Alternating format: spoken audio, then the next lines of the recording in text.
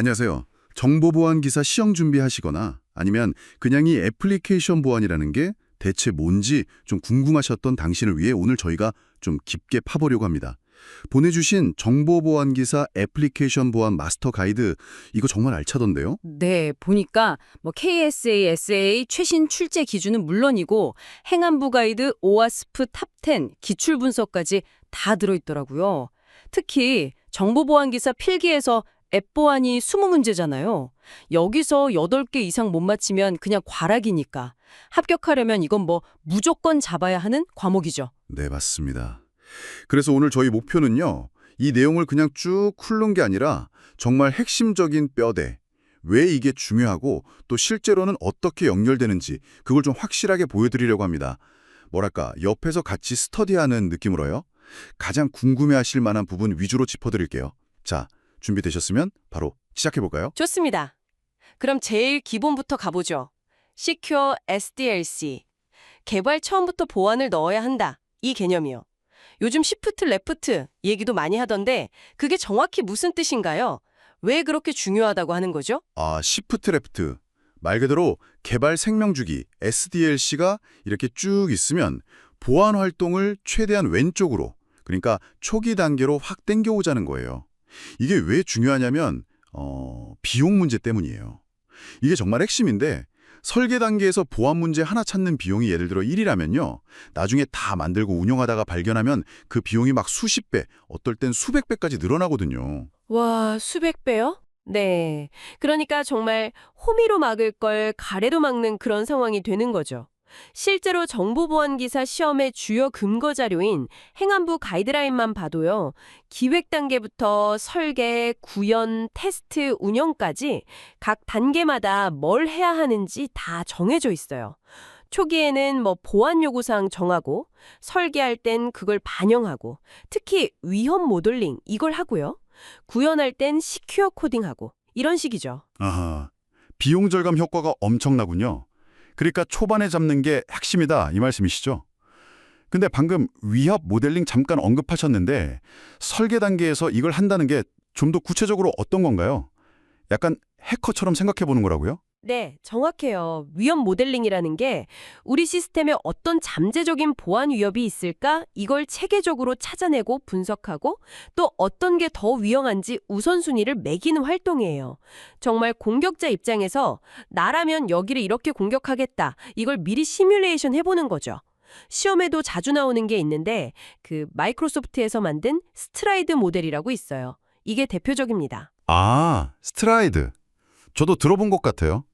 S가 스푸핑이고 로 Elevation of Privilege, 권한 상승. 이 6가지 관점에서 우리 시스템의 약점을 샅샅이 찾아보는 겁니다. 이게 왜 중요하냐면요. 요즘 보안 트렌드나 시험도 그렇고 단순히 코드 버그 하나 찾는 것보다 이런 시스템 전체적인 설계의 중요성을 훨씬 강조하거든요. 그 OSF 탑10 아시죠? 거기 2021년 버전에 안전하지 않은 설계, 이게 새로 들어갔어요. A04 항목으로요.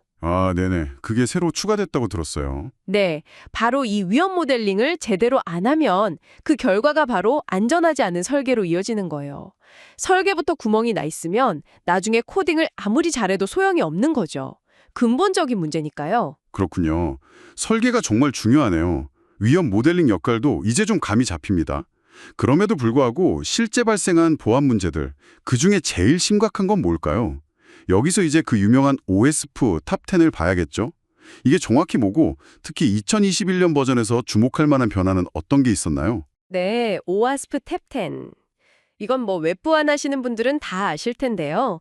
전 세계 전문가들이 모인 오와스프라는 비영리 단체에서 발표하는 거예요. 실제 공격 데이터를 쫙 분석해서 가장 위험하고 또 가장 자주 발생하는 웹 취약점 10개를 뽑는 거죠. 보통 한 3, 4년 주기로 업데이트 되고요. 2021년 버전은 좀 변화가 컸어요.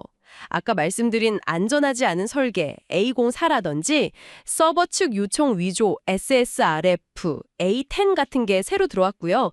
순위 변동도 꽤 있었죠. 시험에 나올 확률이 높으니 잘 보셔야 합니다. 몇 가지만 좀 짚어볼까요? 1위로 올라선 게 A01 취약한 접근 제어예요. 브로큰 액세스 컨트롤. 접근 제어 문제. 네. 말 그대로 권한 없는 사용자가 보면 안 되는 정보나 기능을 막 쓰는 거죠. 예를 들어서 웹사이트 주소 URL에 숫자만 살짝 바꿔 넣었더니 다른 사람 게시글이 보인다거나 이걸 아이도어라고 하거든요. 네, 아이도어 많이 들어봤어요. 그렇죠. 아니면 뭐 일반 사용자가 관리자 페이지만 들어갈 수 있다거나 이런 게 다 취약한 접근 제어예요. 근데 이게 왜 1위까지 올라왔냐면 요즘 마이크로 서비스 아키텍처 많이 쓰잖아요. 시스템이 막 잘게 쪼개지다 보니까 전체적으로 일관성 있는 접근 제어 정책을 적용하기가 더 어려워진 거예요. 그 영향이 큽니다. 아, 그 마이크로 서비스 때문에 이게 더 심각해진 거군요. 네, 그런 배경이 있죠. 그 다음은 A03, 인젝션. 이것도 뭐 아주 고전적이면서도 여전히 강력한 공격이죠. 사용자가 입력한 데이터가 그게 악의적인 어떤 명령어처럼 해석돼서 시스템을 공격하는 거예요. SQL 인젝션 같은 거 말씀하시는 거죠? 네, SQL 인젝션이 가장 대표적이고요. 2021년 버전에서는 크로스 사이트 스크립팅, XSS도 이 인젝션 항목에 통합됐어요. 영화 같은 데 보면 왜 해커가 로그인 창에 막 이상한 거 입력해서 비밀번호 없이 그냥 로그인 해버리고 그러잖아요. 그게 딱 SQL 인젝션이죠. 하하, 네, 많이 봤습니다. 그리고 아까 강조했던 A04, 안전하지 않은 설계. 이건 코드는 멀쩡해도 설계 자체가 잘못된 경우예요. 위험 모델링 부족의 결과죠. 예려되면 비밀번호 찾기 기능인데 그냥 이메일 주소만 딱 넣으면 바로 임시 비밀번호를 보내준다. 이러면 안 되잖아요. 뭔가 본인 확인 절차가 더 있어야죠. 이런 게 안전하지 않은 설계입니다. 확실히 코드만 봐서는 알 수 없는 문제들이네요. 그렇죠. 마지막으로 하나 더 주목할 만한 신규 항목이 A10, 서버 측 요청 위조, SSRF예요. 서버 사이드 리퀘스트 포제리. 이건 공격자가 웹서버를 속이는 거예요. 그래서 서버가 자기가 직접 내부망에 있는 다른 시스템이나 아니면 외부의 어떤 임의의 시스템으로 네트워크 요청을 대신 보내게 만드는 거죠. 서버가 대신 요청을 보낸다고요? 네. 예를 들어서 웹사이트에 이미지 URL 입력하는 기능이 있다고 쳐요. 거기에 정상적인 이미지 주소 대신에 192.168.0.1 같은 내부 IP 주소를 넣는 거예요. 그럼 서버가 내부망으로 요청을 보내게 되고 이걸 이용해서 내부망 정보를 스캔하거나 다른 공격을 할 수 있게 되는 거죠. 와, 이거 정말 위험한데요? 오와스프 목록 보니까 현재 기술 트렌드랑 위협 변화가 그대로 보이네요. 단순히 외울 게 아니라 왜 바뀌었는지 배경을 아는 게 중요하겠어요. 자, 그럼 이런 위험들을 막으려면 실제로 코딩할 때 어떻게 해야 할까요? 시큐어 코딩. 말은 참 많이 듣는데 제일 중요한 원칙, 딱 하나만 꼽으라면 뭘까요? 딱 하나요. 그건 바로 이겁니다. 사용자로부터 오는 모든 입력은 일단 의심하고 검증하라. 이거예요. 일단 의심하라. 네, 웹사이트든 앱이든 뭐든 간에 사용자가 입력하는 값 있잖아요. 아이디, 비밀번호, 게시글 내용, 업로드 파일 뭐든지요. 그건 언제든 악의적일 수 있다. 이걸 전제로 깔고 시작해야 돼요. 절대로 그냥 믿으면 안 됩니다.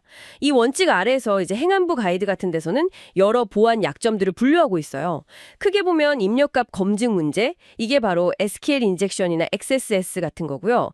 또 보안 기능 자체를 잘못 만드는 거, 예를 들어 인증이나 권한 관리를 허술하게 한다거나 에러 처리 잘못해서 중요 정보가 노출된다거나 코드 자체의 품질 문제, 뭐 널 포인터 역참조 같은 것들 이런 식으로요. C나 자바 같이 언어별로 구체적인 예시랑 안전한 코드 작성법도 다 가이드에 나와 있으니 꼭 참고하시면 좋고요. 그렇군요. 원칙은 의심하고 검증하라. 그럼 실제 코드로 예를 들어주시면 더 와닿을 것 같아요. 시험에도 코드 취약점 찾는 문제 나온다니까 자바에서 SQL 인젝션 막는 법. 이거 좀 자세히 알려주시죠. 네, 자바에서 SQL 인젝션은 보통 사용자 입력값을 문자열로 그냥 쭉 이어붙여서 SQL 쿼리를 만들 때 생겨요. 예를 들면 string query equals select from users where ID equals plus user ID plus and PW equals plus user PW plus 뭐 이런 식으로요. 아, 저렇게 더하기로 그냥 붙이는 거요? OR 한 다운빵 1은 1 이런 값을 입력하면 어떻게 될까요? 쿼리가 select from users where id equal or 한 다운빵 1은 1 and wpw equal 점 이렇게 되면서 or 1은 1 때문에 앞부분이 항상 참이 돼버려요. 그럼 뒤에 비밀번호 검증은 그냥 무시되고 로그인이 돼버릴 수 있는 거죠. 아, 그러네요. 무섭네요. 그렇죠. 그래서 이렇게 짜면 절대 안 되고요. 표준적인 방법은 prepared statement라는 걸 쓰는 겁니다. string query equal select from users where id equal 물음표 and WPW equal 물음표. 이렇게 쿼리트를 물음표로 먼저 만들어요. 그 다음에 prepared statement PSTMT equal con.prepare statement query. 이걸로 객체를 만들고 pstmt.setString 1 user ID, pstmt.setString 2 user W 이런 식으로 나중에 값을 채워놓는 거죠. 아, 물음표로 하고 나중에 값을 넣는군요. 네, 이렇게 하면 데이터베이스 시스템이 저 물음표 자리에 들어가는 값을 절대로 SQL 명령어로 해석하지 않아요. 그냥 데이터로만 취급하죠. 그러니까 인젝션 공격 자체가 원천적으로 안 먹히는 거예요. 이게 제일 중요합니다. 참고로 마이바티스 같은 프레임워크 쓰실 때는 해시, 이렇게 해시랑 중괄호 쓰는 문법이 prepared statement랑 똑같이 안전하고요. at, s, 달러 표시랑 중괄호 쓰는 건 그냥 문자열 치환이라서 위험해요. 이것도 구분해서 쓰셔야 합니다. 아, 해시와 달러 차이. 중요하네요. 그럼 C나 C++ 얘기도 안 할 수 없죠. 버퍼 오버플로우. 이것도 아주 고질적인 문제잖아요. 네, 맞아요. CC+ 하면 버퍼 오버플로우죠. 이건 스트링 코피나 get처럼 문자열 길이를 체크 안 하는 함수들을 쓸 때 주로 발생하는데요. 예를 들어 100바이트짜리 버퍼 메모리 공간을 잡아놨는데 사용자가 200바이트짜리 데이터를 입력하면 어떻게 될까요? 버퍼를 넘어서서 뒤에 있는 중요한 데이터, 예를 들면 함수가 끝나고 돌아갈 주소 같은 걸 덮어 써버릴 수 있는 거죠. 아, 그래서 프로그램 흐름을 바꿔버릴 수 있는 거군요. 그렇죠. 그래서 이걸 막으려면 strncpy, snprintf처럼 최대 길이를 딱 지정해주는 안전한 함수를 써야 하고요. 요즘에는 운영체제나 컴파일러 차원에서도 방어 기술들이 많이 들어가 있어요. 시험에도 종종 나오는데 예를 들어 스택에 카나리라고 부르는 무작위 값을 몰래 심어놓고 함수 끝나기 전에 이 값이 변했는지 확인해서 오버플로우를 탐지하는 스택카드 기술. 그리고 프로그램 실행할 때마다 메모리 주소를 막 랜덤하게 바꿔서 공격자가 예측하기 어렵게 만드는 ASLR. 또 데이터 영역에 있는 코드는 아예 실행이 안 되게 막아버리는 DEP 또는 NX-비트 같은 기술들이 있습니다. 이런 보호 기법들도 알아두시면 좋습니다. 카나리, ASLR, DEP. 네, 기억해두겠습니다. 근데 여기서 잠깐 SQL 인젝션 막는 거랑 버퍼 오버플로우 막는 기술들, 이걸 가만히 보면 되게 중요한 공통 원리가 하나 있어요. 혹시 뭔지 감이 오시나요? 공통 원리요? 글쎄요. 바로 코드와 데이터의 엄격한 분리예요. 아, 코드와 데이터의 분리. 네, 생각해보세요. SQL 인젝션은 왜 생기죠? 사용자가 입력한 데이터가 SQL 코드 명령어로 해석되기 때문이죠. 버퍼 오버플로우 공격은요, 공격자가 넣어준 데이터 쉘 코드 같은 악성 코드가 나중에 실행될 CPU 코드로 취급되기 때문에 문제가 생기는 거잖아요. 프리스테이티드는 데이터를 코드로 보지 못하고 DPNX 비트는 데이터 영역에 있는 걸 코드로 실행 못하게 막죠. 둘 다 결국 코드와 데이터를 철저히 분리시키는 역할을 하는 거예요. 이 원리를 이해하면 개별 기술들이 훨씬 잘 보입니다. 와, 그러네요. 코드와 데이터 분리. 정말 중요한 원칙이네요. 명쾌합니다. 자, 근데 앱 보안이 코드만 잘 짠다고 되는 건 아니잖아요. 앱이 쓰는 데이터베이스나 DNS 같은 다른 시스템 보안도 중요할 것 같은데요. 아, 물론이죠. 정말 중요한 지적이세요. 앱을 아무리 튼튼하게 만들어도 그 안에 들어있는 중요한 데이터가 담긴 데이터베이스가 털리면 말짱 도루묵이죠. DB 보안 목표도 결국 똑같아요. 정보 보안의 3대 요소, 기밀성, confidentiality, 무결성, integrity, 가용성, availability, CIA를 지키는 겁니다. DB에서 주로 발생하는 위협은 내부 직원의 실수나 악의적인 접근이 있을 수 있고요. DB 소프트웨어 자체의 취약점을 노리는 공격, 그리고 앱을 통해서 들어오는 SQL 인젝션 같은 것도 여전히 위협이죠. 랜섬웨어도 있고요. 네, DB가 공격받으면 정말 큰일이죠. 그래서 대응책으로는 일단 접근 통제가 제일 중요해요. 역할 기반으로 꼭 필요한 최소한의 권한만 주고 당연히 패스워드 관리 철저히 해야 하고요. 그리고 저장된 데이터나 네트워크로 전송되는 데이터는 암호화하는 게 좋고요. 누가 언제 접속해서 뭘 했는지 꼬박꼬박 기록하고 검토하는 로깅과 감사도 필수입니다. 마지막으로 당연한 얘기지만 알려진 취약점 없애려면 주기적으로 패치도 장해야 하고요. 그렇군요. 접근 통제, 암호화, 로깅, 패치. DB 보안의 기본이네요. 그럼 우리가 매일 쓰는 인터넷 주소창에 이름 치면 IP 주소 찾아주는 거. DNS요? 이것도 보안 문제가 있다고 들었어요. 막 가짜 사이트로 보내버린다거나 그런 거요? 네, 맞아요. 우리가 보통 쓰는 표준 DNS는요, 누가 물어보면 그냥 대답만 해줘요. 그 대답이 진짜인지, 혹시 중간에 누가 가로채서 바꾼 건 아닌지 확인할 방법이 기본적으로 없어요. 아, 그래요? 그냥 믿고 쓰는 거였네요. 그렇죠. 그래서 공격자가 DNS 서버를 속여서 예를 들어 은행 사이트 주소를 물어봤는데 엉뚱한 피싱 사이트 IP 주소를 알려주도록 만들 수 있어요. 이걸 DNS 스푸핑 또는 캐시 포이즈닝이라고 하는데요. 사용자는 분명히 정상적인 주소를 쳤는데도 가짜 사이트로 가게 되는 거죠. 와, 생각만 해도 끔찍한데요. 그래서 이걸 막으려고 나온 기술이 DNSSEC입니다. DNS Security Extensions의 약자인데요. 이건 DNS 응답 데이터에다가 전자서명을 딱 붙여서 보내는 거예요. 그래서 응답을 받은 쪽에서 이 데이터는 중간에 위변조되지 않았구나. 무결성, 그리고 이건 진짜 그 DNS 서버가 보낸 게 맞구나. 출처 인증성, 이걸 확인할 수 있게 해주는 거죠. 오, 전자서명으로 확인하는 거군요. 네. 근데 여기서 주의할 점은 DNSEC은 데이터 내용을 암호화해서 숨겨주는 기밀성까지는 제공하지 않아요. 그냥 데이터가 변조 안 됐고 출처가 확실하다는 것만 보장해주는 겁니다. 이게 어떻게 동작하냐면 공개키 암호 방식이랑 전자서명을 쓰는데요. 각 도메인마다 자기 공개키를 DNS 키라는 레코드에 저장해 놓고요. 실제 DNS 정보, IP 주소 같은 거에 대한 서명값은 RRSIG 레코드에 넣어요. 그리고 중요한 게 DS 레코드라는 건데 이건 뭐냐면 상위 도메인 .com이 자기 바로 밑에 있는 하위 도메인 example.com의 공개키가 진짜라는 걸 보증해 주는 정보예요.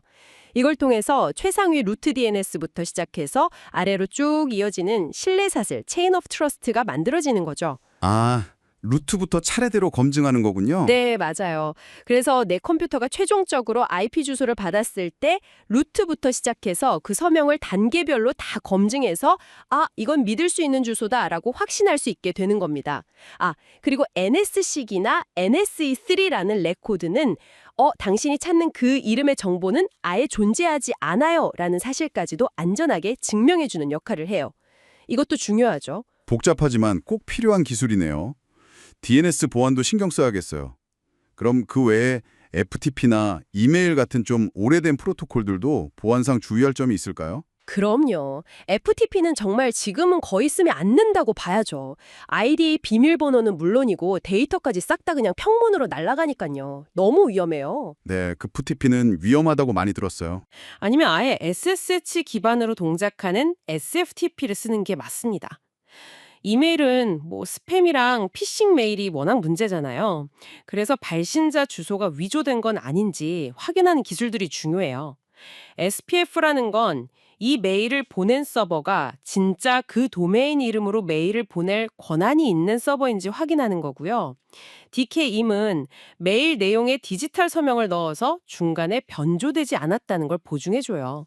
그리고 DMRC는 이 SPF랑 DKIM 검사 결과에 따라서 메일을 어떻게 처리할지, 예를 들어 받지 않고 버릴지 아니면 스팸함으로 보낼지 정책을 정하는 기술이고요. 이런 걸 잘 설정해둬야 합니다. SPF, DKIM, DMRC, 이메일 보안 삼총사군요. 그렇죠. 그리고 당연히 메일 읽을 때 클라이언트랑 서버 사이의 통신은 스타트 TTLS 같은 걸로 암호화해야 하고요. 결국 여기서도 하고 싶은 말은 똑같아요. 앱 코드만 잘 짰다고 끝이 아니라는 거죠. DB 관리가 허술하거나 DNS 응답이 조작되면 다 소용 없어지는 거예요. 개발자, 시스템 관리자, 네트워크 담당자 모두가 같이 책임감을 가져야 하는 거고 시험에서도 이런 통합적인 관점을 점점 더 중요하게 보는 것 같습니다. 네, 맞습니다. 정말 통합적인 접근이 필요하겠네요. 자, 그럼 이번엔 조금 더 특별한 주제로 넘어가 볼까요? 자료에 보니까 SET라는 전자상거래 프로토콜 얘기도 나오던데 이게 지금은 잘 안 쓰이지만 이중서명이라는 아주 재미있는 개념이 있다면서요? 이게 뭔가요? SET. 네. Secure Electronic Transaction. 이거 예전에 위자랑 마스터카드가 야심차게 만들었던 신용카드 온라인 결제 표준이었죠. 네, 들어본 것 같아요. 기술적으로는 좀 복잡하고 불편해서 결국 다른 간편한 방식들에 밀려났지만 여기서 썼던 핵심 기술 중 하나인 이중 서명, 듀얼 시그니처라는 아이디어는 프라이버시 보호 측면에서 되게 배울 점이 많아요. 핵심 아이디어는 이거예요. 제가 온라인 쇼핑몰에서 물건을 사요. 그러면 저는 상점에는 내가 뭘 샀는지 주문 정보 OI만 알려주고 싶고, 카드사, 결제 대행사 피지에는 내가 어떤 카드로 얼마를 긁었는지 지불 정보 PI만 알려주고 싶어요. 아, 그쵸. 상점이 제 카드 번호 알 필요 없고 카드사가 제가 뭘 샀는지 알 필요는 없죠. 바로 그거죠. 프라이버시 문제죠. 이중 서명은 이걸 가능하게 해줘요. 어떻게 하냐면 구매자가 주문 정보 OI랑 지불 정보 PI를 각각 요약해요. 해시 함수로 돌려서 다이제스트를 만드는 거죠. 그 다음에 이 두 개의 다이제스트를 합쳐서 또 한 번 해시를 돌려요. 그럼 최종 다이제스트가 나오겠죠?